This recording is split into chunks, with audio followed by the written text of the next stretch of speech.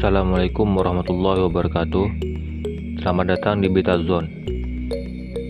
Pada topik kali ini kita akan bahas beberapa pakan alternatif untuk burayak pada usia 4 minggu pertama. Untuk menentukan pakan yang akan kita pilih, harus kita sesuaikan dengan kondisi kita masing-masing. Dengan pertimbangan, pakan harus benar-benar terjaga selama 1 bulan penuh dan menunjang laju pertumbuhan burayak. Beberapa jenis pakan ini memiliki kelebihan dan kekurangan, tetapi relatif mudah untuk dikultur. Sebelum masuk ke topik bahasan, silakan subscribe untuk mendukung berkembangnya channel ini.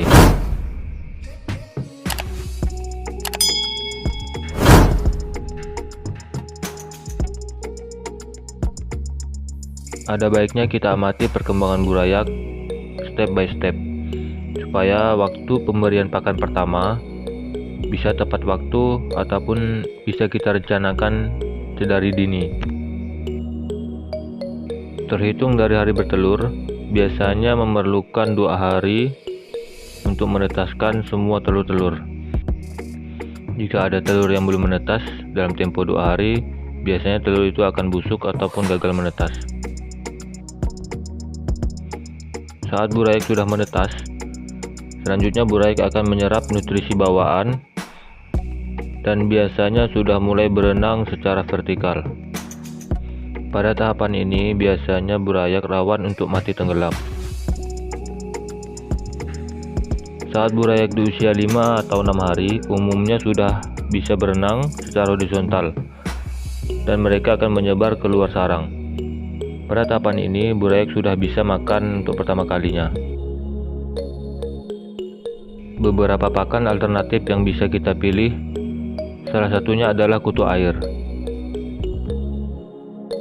Kutu air ataupun yang biasa kita sebut dengan moina merupakan pakan alami dari burayak ikan cupang yang biasanya hidup pada perairan dangkal, dan kutu air bersifat planktonik ataupun memakan plankton di dalam air dengan cara menyaring makanan di dalam air.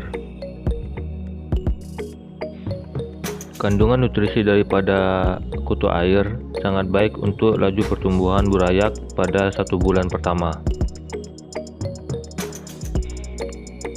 Kutu air biasanya digunakan sebagai pakan mulai dari usia burayak sampai usia dewasa. Salah satu kelemahan kutu air sebagai pakan burayak, kutu air cepat mati pada kondisi air tertentu, terlebih lagi pada wadah yang kecil. Selanjutnya adalah Artemia. Artemia tergolong pada kelompok udang-udangan yang hidup pada perairan dengan kadar garam yang tinggi. Artemia banyak dimanfaatkan sebagai pakan burayak dengan cara menetaskan telur-telurnya menggunakan metode-metode tertentu. Ukuran dari anakan Artemia yang baru menetas sekitar 200 ml.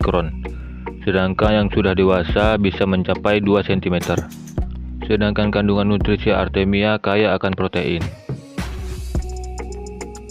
Salah satu keunggulan dari pakan Artemia adalah Artemia bebas dari patogen, karena biasanya dikultur menggunakan air dengan kadar garam yang tinggi.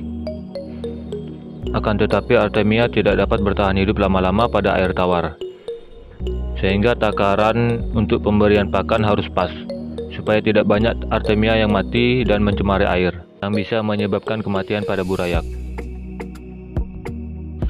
Beralih ke pakan selanjutnya, yaitu Infusoria.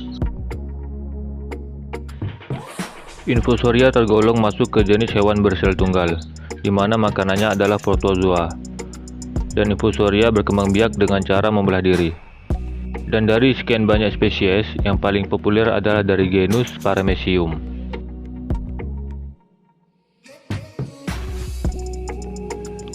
Ukuran Infusoria sangat kecil dan biasanya tampak bergerak melayang di dalam air.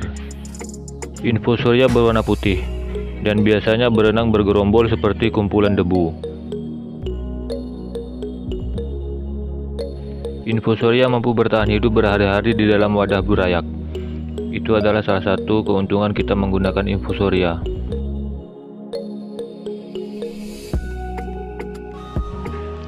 Dan yang terakhir adalah microworm.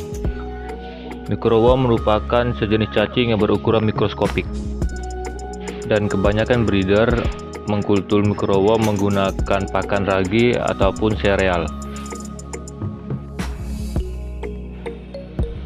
Pakan microworm mengandung protein yang tinggi dan lemak yang sangat baik untuk pertumbuhan burayak ikan cupang, khususnya untuk 1 bulan pertama.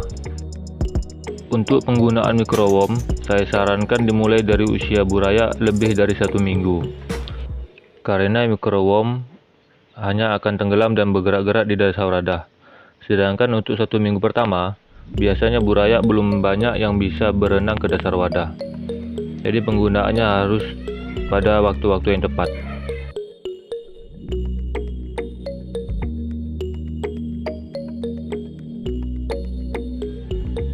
Setiap pakan memiliki efek yang berbeda-beda pada burayak, khususnya pada kualitas air burayak. Maka perlu kita ketahui perlakuan-perlakuan yang cocok supaya burayak tetap sehat dan kualitas air tetap terjaga. Karena kualitas air sangat berpengaruh kepada kesehatan burayak. Demikian informasi singkat yang bisa saya share. Semoga bisa membantu kawan-kawan untuk memilih pakan yang tepat untuk burayak. Sampai jumpa di video selanjutnya. Assalamualaikum warahmatullahi wabarakatuh.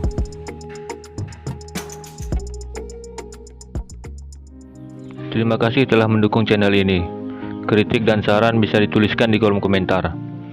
Semoga video ini bermanfaat dan menambah wawasan kita semua. Sampai jumpa di video selanjutnya. Dan jangan lupa subscribe dan share. Assalamualaikum warahmatullahi wabarakatuh.